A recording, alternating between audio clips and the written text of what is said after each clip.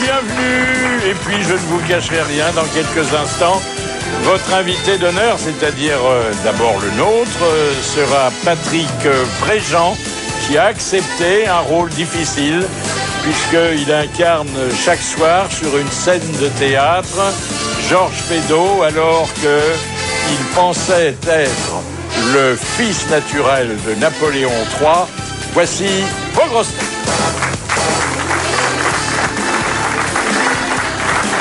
Il est capable d'identifier presque tous les visages des politiciens que recense le trombinoscope Jacques Maillot. Bonjour. Pince sans rire, cruel sans méchanceté, idole des foules sans l'avoir ambitionné, Bernard Mabille. Bonjour. Elle a longtemps cru que quand on payait à tempérament, c'était en nature. Princesse Erika. Bonjour. Sera bientôt grand-père d'une petite fille pour laquelle je lui suggère le prénom d'hémoglobine, Jacques Pradel. Ah, bonjour. Il descend des morts par les femmes et du Mont Ventoux par la départementale 974, Jacques Bellutin. Bonjour. Alors, le classement des meilleurs restaurants, ça ne s'améliore pas en ce qui concerne la place de la France, qui pourtant a été la première pendant des décennies, pour ne pas dire des siècles. Alors, savez-vous où se situe aujourd'hui la meilleure table? En Angleterre. En Angleterre. Non. Alors, en Chine. C'est en Angleterre. C'est en Angleterre quand ce sont les Anglais qui ont établi le classement. Voilà. Alors à Hong Kong. En Espagne. Non, Alors, c'est pas en Chine. Non, c'est en Suède, je crois, ou en Norvège. C'est pas loin, c'est au Danemark. Au Danemark. Au Danemark. Tu sais ça. Alors là, bon, évidemment, on n'est pas allé voir et on n'a pas envie d'y aller. Oh non, et on se demande pourquoi. Alors surtout que Qu'est-ce qu'on y mange? ils ont été distingués pour leur côte de bœuf qui est cuite pendant 3 jours. Ah oui, d'accord. Et qui est servi avec des baies d'arrêle. D'arel. Des baies d'érel. C'est très bon ça par contre. Ne pas confondre la baie des Rels et la raie des Belles. Vous ajoutez à ma confusion, monsieur Mabille. Mais alors dites donc, si le type qui fait cuire ça 3 jours, il fait comme Balutin qui reste à côté du fourneau avec un bouquin, il peut lire Crime et Mais qu'est-ce que tu Châtiment. crois qu'il a à foutre dans ce pays? Il fait nuit, de toute façon. Alors ensuite, comme Ferran Adria a fermé son restaurant, la deuxième place a quand même été récupérée par un Espagnol. Il est à San Roca, en Espagne. Et le premier Français, car il y a quand même un Français sur la liste, C'est McDonald's. 11e, quelle honte. Et alors, C'est qui 11e, C'est qui alors, dans le jury, alors? c'est un restaurant à Menton, dont on avait déjà dit beaucoup de bien, à telle enseigne que quand je me trouvais un jour sur la Côte d'Azur, j'y suis allé dîner. Et ça vaut le détour. Mais je vous dirai pas le sens exact. Non, mais attendez, c'est de la rigolade, tout ça. Moi, je vais pas à Menton, je vais à Double Menton. C'est assez sympa aussi. Avec Balladur. En fait, il y a 29 bonnes tables sur 500 dans l'Europe de l'Ouest. Et tout le reste, alors, c'est disséminé un peu au hasard. Et on ne sait pas qui sont les gens qui ont fait ça, le jury. Il y a Des Anglais. Il y a des Anglais.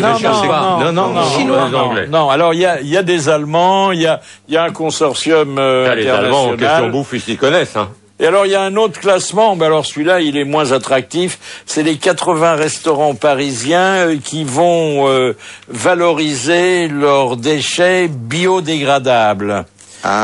C'est-à-dire que tout ce que vous laissez dans votre assiette... Ils vont les resservir. On l'emmène? Oui. Ils les vendent au TGV. Des réaccommodes. Non, alors, mais non, me faites pas dire ce que je dis pas, d'ailleurs, ce serait inexact et en tout cas coupable. Avec ces déchets, on produira du gaz, et, oui, c'est sûr. et des engrais. Et des Ah oui. engrais. Ah bah, si c'est du cassoulet qui est pas mangé, C'est du gaz naturel. C'est une façon de reconnaître que dans la nature, rien ne se perd et rien ne se crée. Voilà. C'est une belle tout chose. se transforme.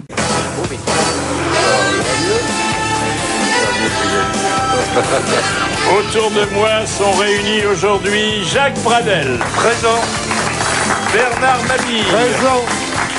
Princesse Erika, Présente. Jacques Maillot Présent. et Jacques Balutin. Présent. Et puis, notre invité d'honneur, dont je crois que c'est la première visite aux grosses têtes. Chaque soir, après le dîner, il se met en pyjama pour rejoindre son asile d'aliénés. C'est Patrick Préjean.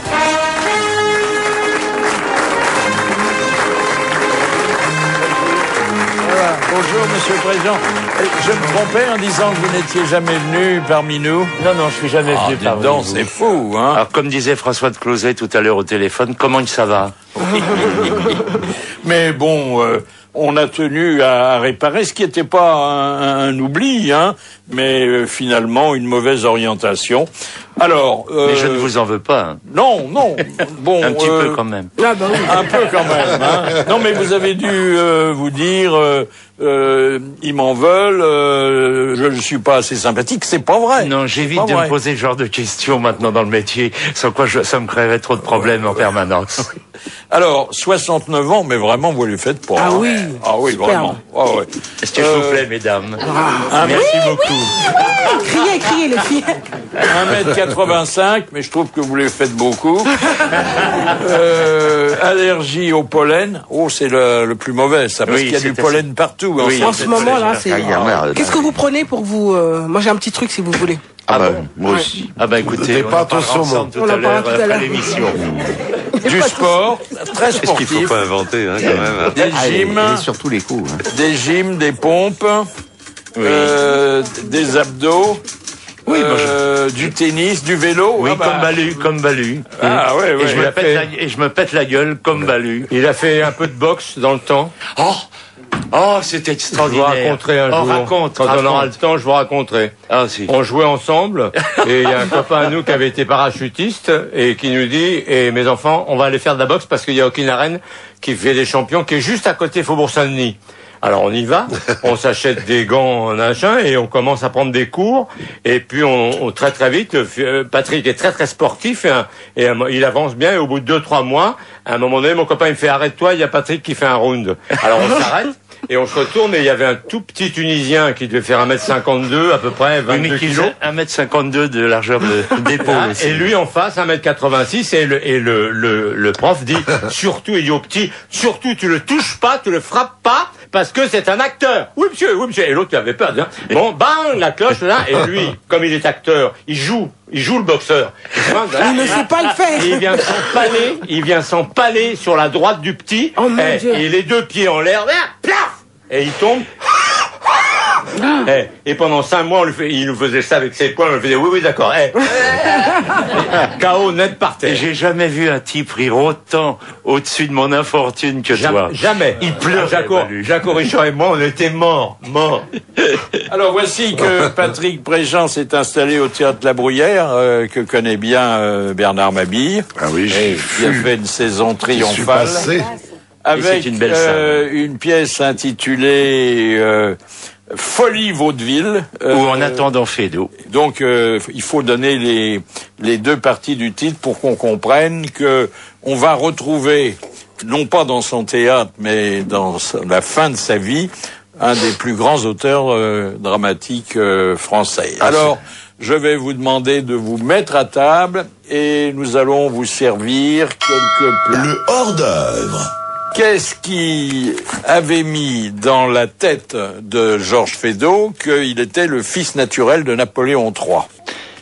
C'était une rumeur qui courait dans tout Paris. Le fils naturel de Napoléon III ou du duc de Morny qui était lui-même descendant de Talleyrand. Oui, alors, sauf que le duc de Morny, qu'on appelait la duchesse était réputée pour aimer davantage les messieurs que les dames. Oui, mais comme il aimait les dames aussi, un petit accident était toujours possible. Est-ce qu'il se ressemblait avec Napoléon III? Une ressemblance physique? Quand on a comme à moi actuellement, la mouche au menton, enfin c'est l'impérial et la moustache comme ça, on ressemble tous à Napoléon III. D'ailleurs, on dit que la barbichette et l'impérial ont disparu après Sedan. Enfin, on les a plus portés. Oui, et pour cause. Alors, qu'est-ce qui a rendu Feydeau fou? C'est le succès, l'acide, l'alcool, les femmes ou les hommes? C'est l'acide, les femmes, la vérole et les hommes. Donc on peut dire que il est mort de la même façon que Maupassant. Oui, complètement, complètement dans les mêmes conditions. Mais il n'était pas homosexuel. Je pense qu'il recherchait tellement de déviance pour faire face à sa solitude qu'il a eu une déviance comme ça, une déviance sexuelle, physique. Et il est tombé amoureux des grooms d'hôtel. Et c'est pour ça qu'il s'est installé au terminus de la gare Saint-Lazare. Je sais pas si c'est pour ça, mais enfin, il est retrouvé... c'était le costume, c'était la juvénilité. Il avait envie de se taper Spirou, probablement. C'est extraordinaire, ça. Alors, c'est incroyable. Déviance comme ça. J'ai visité au terminus de Saint-Lazare, ce qui fut son dernier appartement. Il y restait longtemps, hein. Il y restait plus de 10 ans là-bas. Oui. Et... À quel étage? C'est les groupes, c'est bien ceux qui sont dans l'ascenseur. C'est pour ça que vous pensez que je m'habille en groupe? Pas du tout, je vous pose la question. Alors, est-ce qu'il continuait à écrire à ce moment-là? Oui, il continuait à écrire. Il continuait à écrire. Bien sûr. Il a continué à écrire. Est-ce qu'il avait déjà du génie avant de devenir malade? Ah, pour moi, il avait déjà du génie avant de devenir malade, heureusement. Et c'est un des auteurs les plus prolifiques. Mais vous voyez un signe du destin dans le fait que celui qui est provoqué et qui provoque encore le plus de fou rire est mort fou. Oui, probablement. C'est une de ses dernières pirouettes. Donc, un personnage très difficile à incarner puisqu'il est à la fois célèbre, c'est un des dieux du théâtre. Hein. Vous le tenez pour le Molière des cocus? Ah oui. Lui, parce que le cocu est un personnage central du théâtre de Feydeau. C'est magnifique de jouer les cocus, hein, Balu. C'est un bon emploi. Oui, c'est un très très très bon emploi. Mais c'est aussi la confrontation entre le vaudeville et la politique. On entend ça, on voit ça à tout moment dans la vie du 21e siècle aussi. Et il disait d'ailleurs, c'est l'impuissance politique qui développe la suractivité hormonale. C'est joli, ça. C'est joli. Tous les politiciens qu'on fait parler là-dessus disent que le pouvoir est un aphrodisiaque absolu. Oui, absolu. Alors avant même qu'il soit votre auteur, vous connaissiez Jean Marbeuf? Oui, j'ai tourné. Sans avoir tourné pour lui? Si, j'ai tourné pour lui. Quand même. Oui, j'ai fait 2 films avec lui, oui. Enfin, vous faisiez du sport? Ah oui, on se filait des coups dans les jambes quand on était footballeur dans notre jeunesse. On se rencontrait sur le terrain de foot de l'Île-de-France tous les dimanches matins et on s'en mettait plein la tronche. Et pourquoi les footballeurs comédiens étaient si peu pris au sérieux par les autres? Tout bêtement parce qu'ils sont comédiens. C'est ça. On ne prend pas au sérieux ces gens-là et à chaque niveau que ce soit. Vous avez étudié Feydeau quand vous étiez au conservatoire? Oui, mais j'ai joué 4 pièces de Feydeau. Et au conservatoire, non? Au conservatoire, j'ai étudié les scènes. C'est très difficile à jouer, hein. C'est très difficile à jouer parce qu'il faut une santé de fer, une densité intérieure, parce que Feydeau disait que ces pièces devaient être interprétées avec une sincérité absolue. Pour bien jouer Feydeau, il faut surtout pas faire le guignol en disant regardez comme je suis drôle. Il faut jouer une tragédie. Et c'est des éléments de cette tragédie qui s'entrechoquent que naissent les fusées de rire les plus explosives et les plus extraordinaires qu'on trouve au théâtre comique. Jean-Claude Brialy, notre regretté camarade, était intarissable lorsque on le faisait parler du théâtre de Feydeau. Mais il m'a mis en scène dans La puce à l'oreille de Feydeau. Écoutez-le. La puce à l'oreille et l'hôtel du libre-échange, l'un j'ai joué 700 fois et l'autre 450 fois. C'est pas fatigant quand il y a une situation et un caractère, et puis surtout quand c'est bourré à craquer. Bien sûr. À l'époque, les gens venaient au Théâtre Marigny, ils riaient en prenant leur place. Ah non, mais c'était fabuleux. Et puis il y avait une distribution. Micheline Brel, Françoise Fabian, Daniel Secaldi. Des beaux décors, des beaux costumes. Charon avait fait la mise en scène. Non, mais c'était un vrai spectacle réussi. Mais c'est vrai que c'est difficile à jouer, car Charon disait toujours, tu rentres en scène, tu es con, tu as 42 fièvres et tu crois ce que tu dis. Et oui, s'il n'y a pas de sincérité, c'est fini. Sincérité dans des situations souvent invraisemblables. Invraisemblable. Feydeau disait aussi que la comédie, c'est une tragédie à l'envers. Ah, c'est joli. C'est joli, ça. Ouais. Et un jour, je jouais le dindon en tournée à Lyon, et j'ai assisté, malheureusement, parce que l'issue n'a pas été trop grave, mais malheureusement, à un spectateur qui riait tellement tenez-vous bien. Il est mort? Il est tombé du premier balcon. Oh non. Si. Il est tombé sur 2 spectateurs. Le théâtre, oui, c'est génial quand il n'y a pas de dégâts. Mais sur le coup, oui, non, mais moi, mon émission s'appelle L'heure du crime. Oui. Alors, je trouve ça génial. Vous êtes en train de jouer votre truc et d'un seul coup, on entend et on voit un type, paf, qui s'écrase sur 2 spectateurs au-dessous. Alors que l'histoire est vraie, je crois, ouais. À la première représentation du Chapeau de paille d'Italie, il y a un spectateur qui était mort de rire. De rire, oui. Qu'on avait dû évacuer. Pourquoi le terme de vaudeville qui est un peu dépassé dans le titre? Ah bah parce que justement, c'est le vaudeville de la politique par rapport oui, au mais théâtre. vaudeville, je suis pas sûr que les jeunes générations savent à quoi ça correspond. Ah oui, c'est une expression, oui, mais on peut difficilement employer un autre terme. Il faudrait dire pièce ultra comique, folie théâtrale. Oui, ou théâtre de boulevard, ça va pas? Comme expression, c'est pas assez? C'est-à-dire que le théâtre de boulevard, l'expression est assez mal employée. Le théâtre de boulevard, au départ, c'est le théâtre du boulevard du crime, qui avait de la Bastille à peu près jusqu'à la Porte Saint-Martin, et c'était toutes les pièces qui étaient données sur ces théâtres-là, l'Ambigu comique, le théâtre de la Porte Saint-Martin, la Renaissance. Oui, donc c'était pas un genre. Tout ce qui s'y jouait était considéré comme théâtre de boulevard, du mélodrame à la pièce comique. Et le théâtre de boulevard a été un petit peu désestimé à une certaine époque. Oui, mais notre ami Jacques Balutin lui a redonné tout son lustre parce qu'il a joué le ventre vide, le théâtre de digestion. Et ça marchait très bien. Oui, absolument. Peut-être qu'aujourd'hui, il y a un peu moins de clients, hein. Mais partout, il y a un peu moins de clients parce que il y a un peu moins de clients dans les théâtres, hélas, parce que la situation. Il y a moins de fric.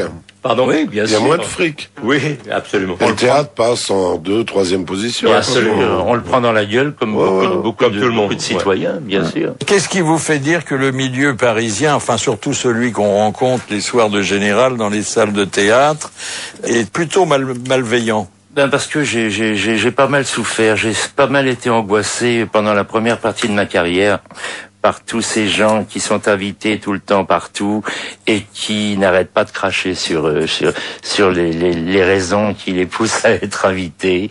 Et puis quand on est derrière le rideau, il y a une sorte d'état de grâce. Mais quand vous vous retrouvez vous-même invité un soir moins maintenant, mais un soir de grande générale où tous les critiques sont dans la salle, le tout Paris est là, mais il y a une atmosphère, il y avait une atmosphère parfois à couper au couteau, et je me dis, mais des fois, c'est toi qui es derrière le rideau, et tu oses affronter ça, mais t'es complètement fou, mon pauvre ami. Vous l'avez vécu, Jacques Balutin? Oui. Toujours, mais bon, qu'est-ce qu'on peut y faire? C'est comme ça. Sauf que Jacques Maillot et Bernard Mabille vous diront que dans les théâtres de chansonniers, on est mieux disposé. Bien sûr, oui, parce qu'ils savent ce qu'ils vont voir. Oui. Que nous, tant que la pièce n'est pas démarrée et que dans le bouche à oreille dans Paris, on dit allez voir ça, vous allez vous marrer, les gens savent pas. C'est ce que disait Brialy tout à l'heure. Je veux dire, ils arrivaient au Marigny, ils riaient avant parce qu'ils savaient que c'était drôle. Mais il n'y a plus de général maintenant. Non, c'est bien, c'est très bien. C'est très bien, la presse vient quand elle en a envie. Et le bon moment, c'était les compliments dans la loge. Hein. Oh oui, les bons moments. Mais il faut avoir le recul de savoir exactement ce qu'ils veulent dire. Il y a une phrase de Montand qui était allé voir un duo de comédiens au théâtre du Gymnase et qui est passé après dans la loge, qui a ouvert la porte de la loge, qui fait « Bravo les gars, il y en a un de vous deux qui est très bien. » Comment vous êtes-vous retrouvé à l'âge de 4 ans sur une scène de théâtre? De la façon la plus extraordinaire et la plus touchante qui soit, parce que ma maman était comédienne, on l'appelait la plus belle rousse de Paris, elle s'appelait Lisiane Ray, et elle jouait une opérette avec Bourvil à Bruxelles. Et j'avais 4 ans, ma grand-mère m'avait emmené au théâtre voir ma maman, et puis à un moment j'ai dû me débiner à l'entracte, et ça je m'en souviens. Je me suis retrouvé dans un grand espace tout noir, et dans cet espace, il y avait des maisons en carton, des arbres en carton. Et tout à coup, j'ai entendu une grande musique, un rideau s'est levé devant moi, j'ai été inondé de lumière, et j'étais sur le plateau.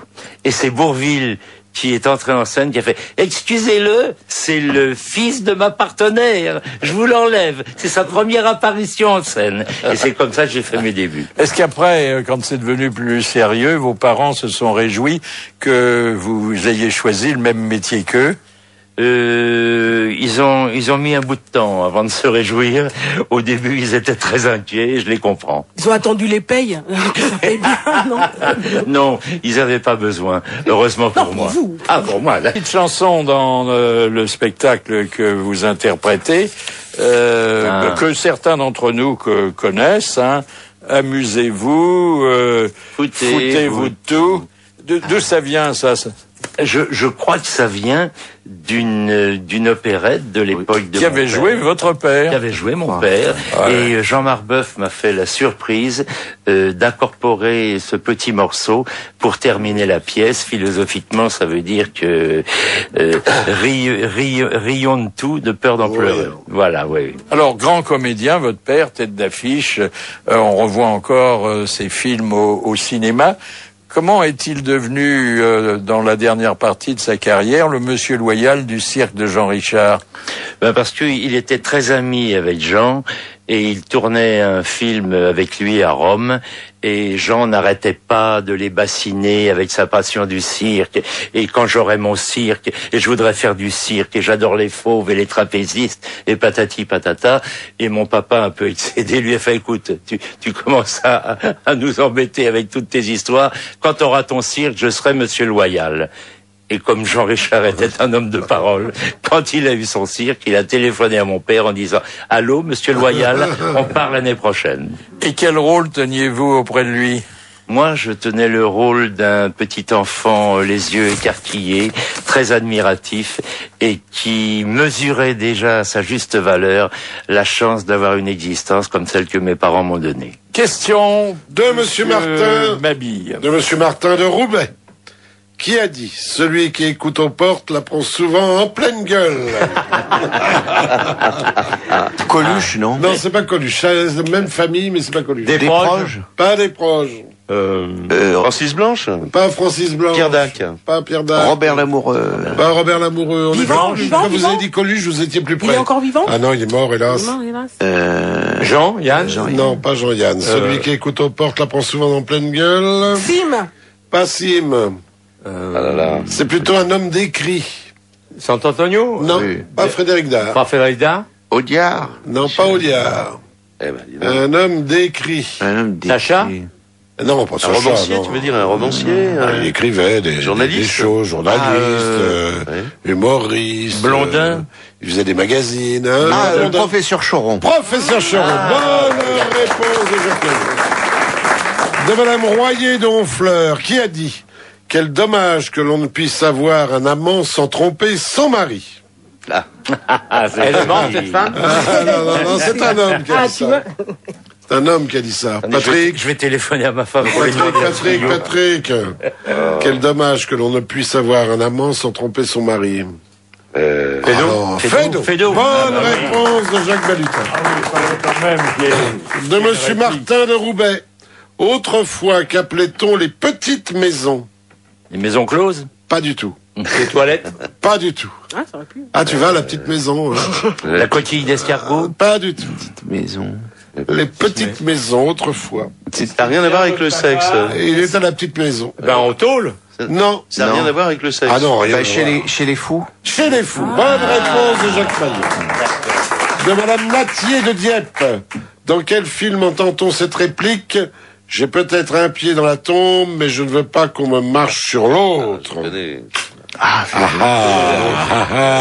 C'est une réplique de Janson? Non, pas Janson, non. Audiard? Pas Audiard, pas Janson. Allez, vous avez pas séché là-dessus, quand même. Courteline. Non, pas Courteline. Non, Fédo. C'est dans un film. Attends, il veut Dans un film. Dans un film. Dans quel film? Ça veut dire dans quel film, oui. Sacha il veut le titre du film. Un sage en hiver? Non, pas un Saint-Jean d'hiver. Un truc qui a eu un énorme succès avec une suite. Non. Hein, Philippe, je peux le dire? Oui. Mais peut-être aussi que il faut parler de la comédienne qui a eu la charge qui a l'interview. d'interpréter le rôle. Non? Alors, la comédienne qui a prononcé la phrase. Oui, qu'on parle de la comédienne qui a prononcé. Parletti. Girardot? Pas Girardot. Elle est morte, cette pauvre femme? Ah oui, mais elle est morte très tard. Très tard. Alors, Denise Gray. Denise Gray, très bonne réponse. Quel Dans la film? gifle. Dans le film. Non, pas la gifle. La Boum. La boum. La Boum. Bonne réponse de Jacques Maillet. Putain, t'es en forme, Jacques. Madame Léger de Reims, dans quel hôtel accueillant au nom évocateur, Georges Feydeau abrite-t-il les coupables Le ébats Minet Galant. de la puce à l'oreille? De Minet Galant, bonne réponse de Patrick Préjean. Si tu savais pas ça, quand même. J'en fais une autre, Philippe? Oui. De Monsieur Maury de Toulouse.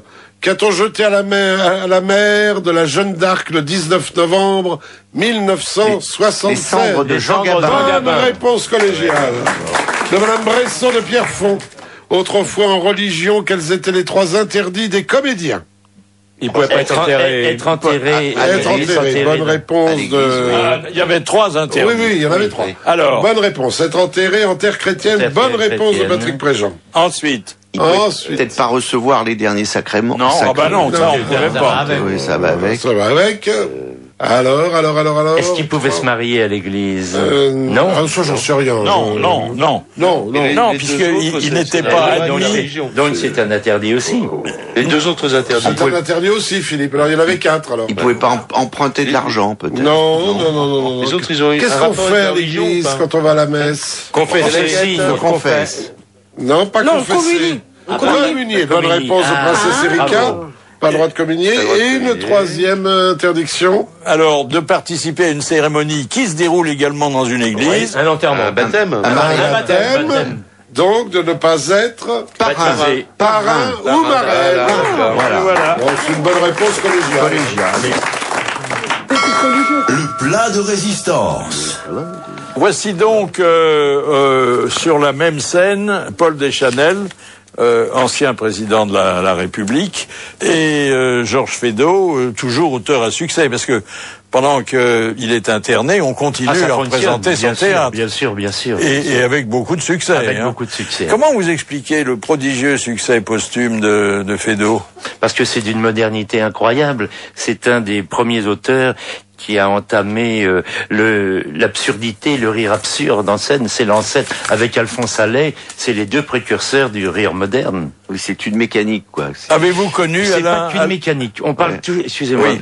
On parle toujours de la mécanique, Oui. mais s'il n'y a pas des sentiments au départ très exacerbés, en fait, et c'est aussi Feydeau, c'est aussi des petits problèmes qui sont transformés par les personnages en des tragédies, en des catastrophes universelles. Oui, mais avec une construction dramatique qu'aucun autre auteur n'a été capable d'égaler. Ah bah, il était tellement précis. Vous savez, pour expliquer au public, quand on reçoit un manuscrit, il y a le texte sur la page de droite et il y a les indications de mise en scène, souvent sur la page de gauche. Le personnage se lève, va au buffet, fait ceci. On appelle ça les didascalies. Et Feydeau poussait le bouchon jusqu'à marquer dans les didascalies les problèmes que rencontreraient les comédiens s'ils avaient un trou ou ou si on oubliait un objet en scène. Et il conseillait à tel acteur ou telle actrice, si votre partenaire a un trou, au lieu d'essayer de dire ça comme vous avez l'habitude de le faire, dites plutôt tel mot, tel texte, et il leur donnait l'indication à donner en scène si un acteur avait un trou. C'est incroyable. Et lui-même, il avait jamais joué la comédie? Si, il était comédien. Ah oui, il était comédien aussi, paraît-il, pas mauvais comédien. Et alors, il a eu un descendant que vous avez dû connaître, qui était comédien. Oh, merveille. Alain Fédot, qu'on a reçu aux grosses têtes. Qui, à mon avis, lui ressemblait énormément. Il y ajoutait avec la petite moustache. Oui, avec la petite moustache. Mais moi, il était sociétaire de la Comédie Française. Oui. Il écrivait?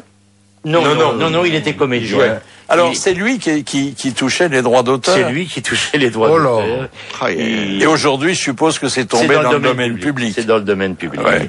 Mais Alain Fédot ressemblait étrangement à son grand-père, par son caractère aussi. Et c'était quelqu'un qui avait énormément d'humour, mais qui, au plus profond de lui-même, était très désespéré. Mais il jouait du Fédot? Oui, bien sûr. Ah oui, j'ai joué du Fédot avec lui. J'ai joué le dindon avec Alain. Mais les auteurs anglais de boulevard d'aujourd'hui sont complètement inspirés de Fédot. Les Récounet, c'est fait complètement. De Madame Potiès d'Aubergenville.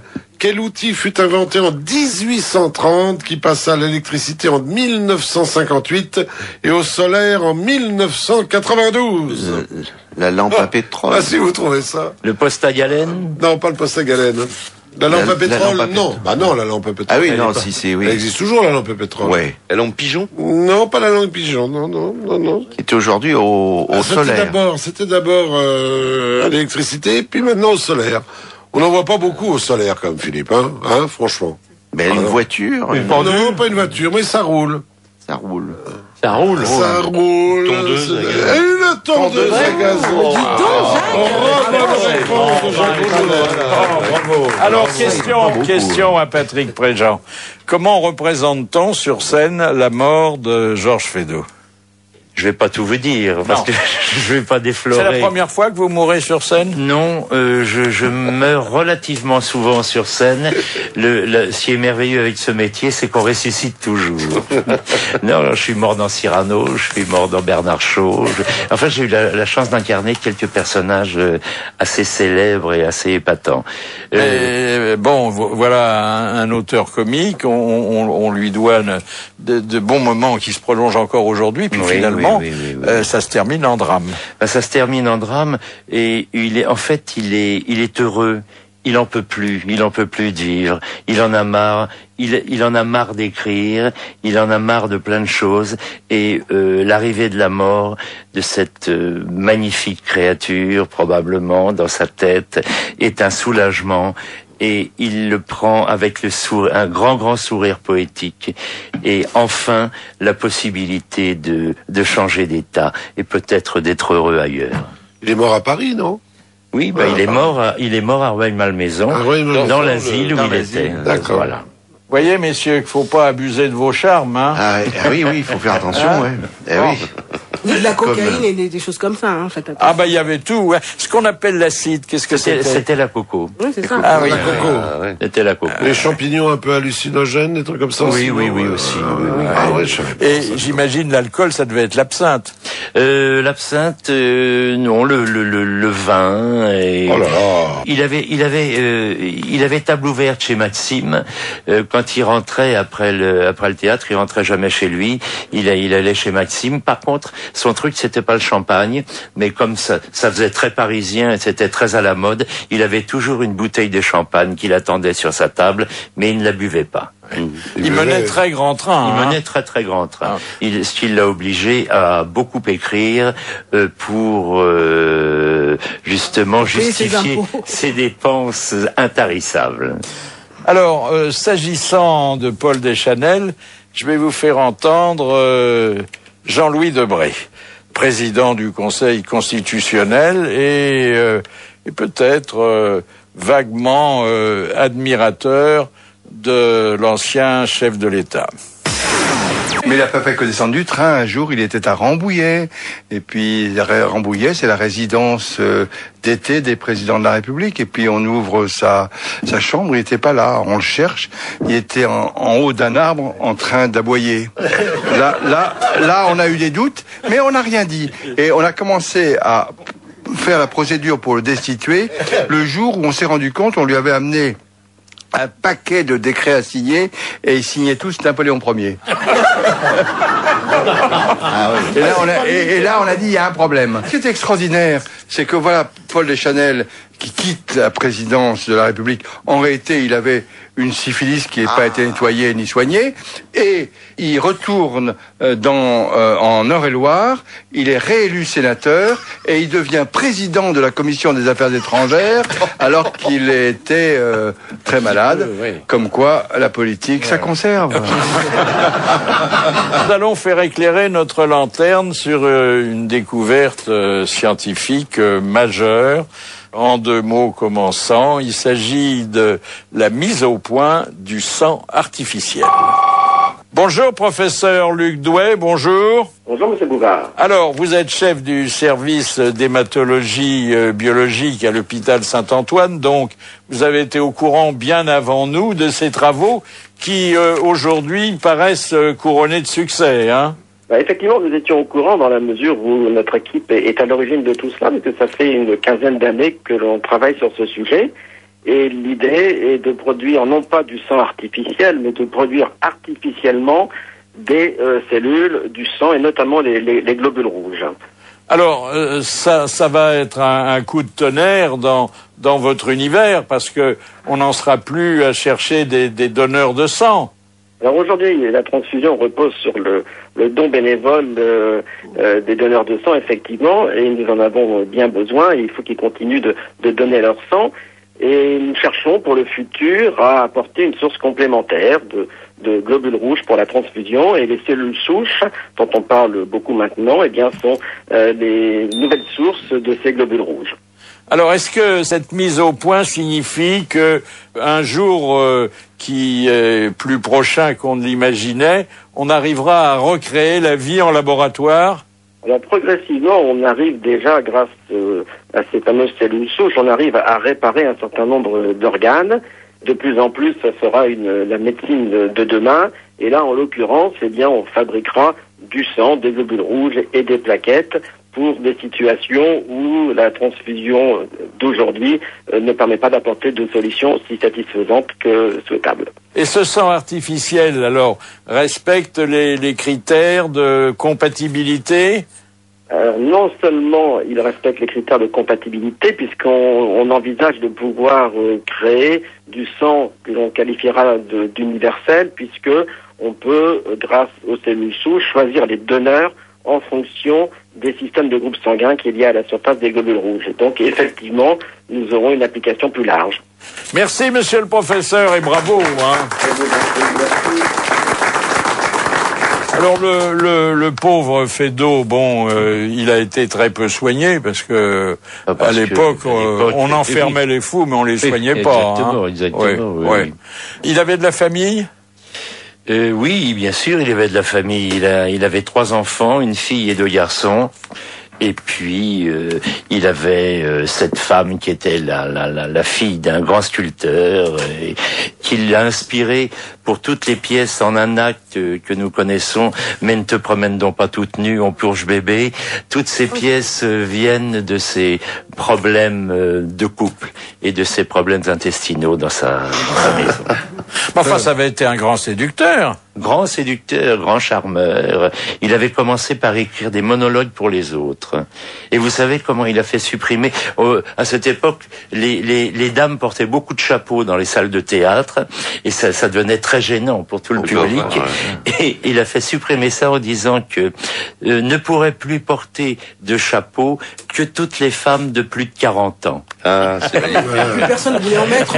Voilà, la coquetterie. C'est joli. Et là, il n'y a plus de chapeau dans les salles. Pousse Café Confidence. Alors, est-ce que la forme de votre menton vous prédisposait au rôle comique? certainement, et ça me prédisposait, comme le disait Balutin tout à l'heure, quand il est venu me voir à la salle de boxe, ça me prédisposait à me faire foutre KO. Ah oui. C'est tentant, quand on voit ce machin qui dépasse, hop, on vise tout de suite. Pensez-vous qu'il y aura une 4e génération de comédiens qui portera votre nom? Peut-être, ça fait 3 pour l'instant. Vous le souhaitez? Peut-être, oui. Enfin, je le souhaite. Je ne souhaite qu'une chose, c'est que les gens que j'aime soient heureux, quelle que soit la discipline et l'environnement qu'ils ont choisi. Mais s'ils arrivent à être heureux dans ce qui aura été la passion des Préjean pendant 3 générations, pourquoi pas? C'est très difficile de passer le relais artistique. Jacques Maillot l'a réussi avec son neveu. Oui, c'est pas désagréable d'ailleurs de passer le témoin. Bien sûr. Mais pas Jacques Balutin. Mes 2 filles, j'ai la chance, elles n'ont pas voulu faire ce métier-là. Pourquoi la chance? Parce que aucune des 2 n'a voulu faire ce métier, je veux dire. Mais ça vous a pas attristé? Pas du tout. Parce que pour les hommes, c'est pas facile, mais pour les femmes, c'est très dur. Faut coucher. Hein? Oui. Faut coucher un peu. Non, c'est même pas. Non, ça, c'est que quand tu as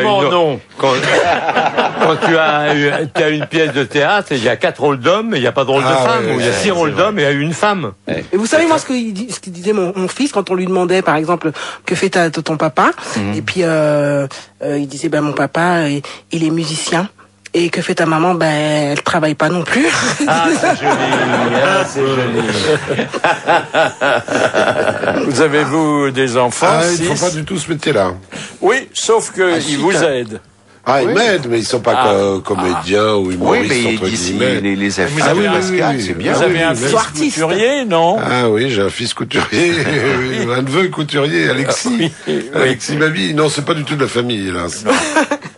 Moi j'ai une belle fille qui est comédienne, voilà, et c'est effectivement, je confirme ce que disait Jacques, c'est dur, mais bon, je crois que vous me démentirez pas, quand on a la passion, quand on veut y arriver, on y arrive toujours.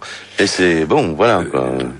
Disons que c'est un facteur important, très important pour y arriver. Enfin, j'enlèverai le mot toujours. J'assiste aux angoisses avant les castings et tout ça. Oh là là, de Monsieur Moza de Saint-Jean-Pied-de-Port. Très bien. Très bien le port, en fait. Dans la trilogie marseillaise de Marcel Pagnol, comment s'appelle le capitaine du ferry qui traverse le Vieux-Port? Le ferry Boat. Le ferry Boat. Oh là. Oh là là là, le capitaine du ferry. C'est la question un peu vicelard. Un nom provençal. Un nom provençal, oui. C'est pas... La Belle de Mai. Non, pas le nom du capitaine, pas du bateau. Pas du bateau. Monsieur Pescadou. Non, pas Pescadou, mais ça sonne un peu... Comme ça, ça sonne pas comme ça, mais ça rappelle un peu... Pistou. Monsieur Pistou. Monsieur Girel. Non, ni Girel ni Pistou. Jacques, tu l'as pas joué, ça?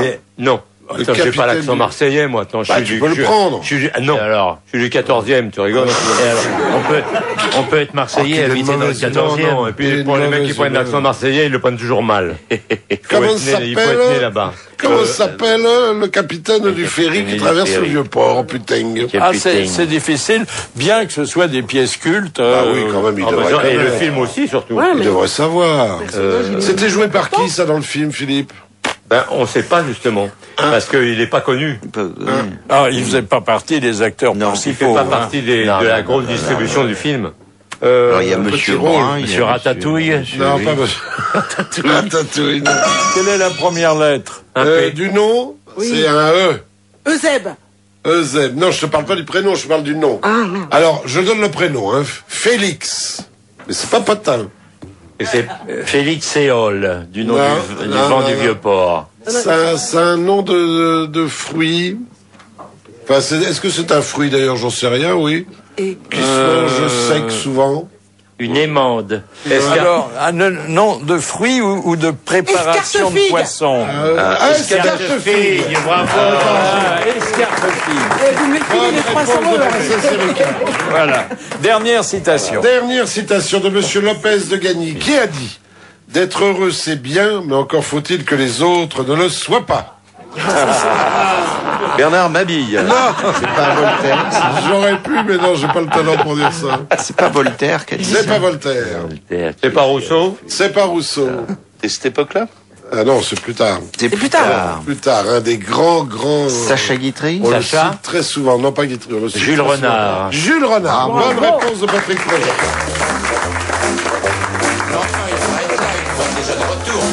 Madame Meunier d'Arras ne va pas en croire ses oreilles, puisqu'elle va entendre l'histoire qu'elle nous a adressée, racontée par Jacques Pradel.